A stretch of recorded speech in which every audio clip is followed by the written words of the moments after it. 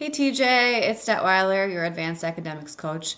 Today we're going to talk about identifiers for giftedness in our talent development model. Specifically, the three questions we'll address today are how to best identify gifted L students, what giftedness looks like in the talent development model, and then what do we look for specifically in middle school.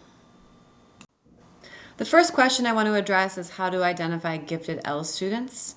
As a reminder, you do not have to speak English to be gifted. These are a couple other look fors that I want to go over. First is your L student will be acquiring the new language, so English, at a faster pace than normal. They demonstrate an ability to code switch, so they could explain directions to someone in another language, even if they receive them in English. They show aptitude for negotiating between two different cultures at the same time, and they're able to really easily adapt to American schools, and they have an ability to problem solve in creative and non-conforming ways that we don't normally see. The next thing I want to talk about is the talent development model, specifically in APS, and how the three-ring conception of giftedness from Renzulli shows up. So in APS, we identify in content areas, not just across the board. So we identify in English, science, social studies, math, visual arts, and music. And so if a student is identified in one of those areas, they demonstrate above average ability, creativity, and task commitment in that specific content area.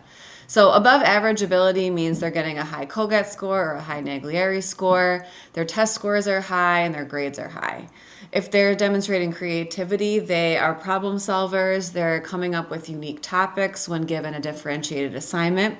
Their projects stand out. They're often incorporating their interests, such as art or science, or if they have an interest in something specific, such as like roller coasters or crime scene investigation. They're kind of always trying to incorporate those things into their assignments. And then task commitment, do they understand the assignment? Are they committed to this task? Can they see it through? Do they do a really good job when given assignments? And can they kind of filter out those distractors that definitely come with middle school?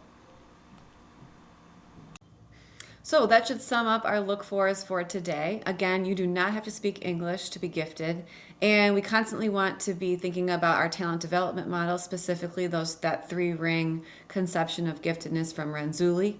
So we're talking about creativity, above average ability, and task commitment when we think about how we want to identify our students for middle school.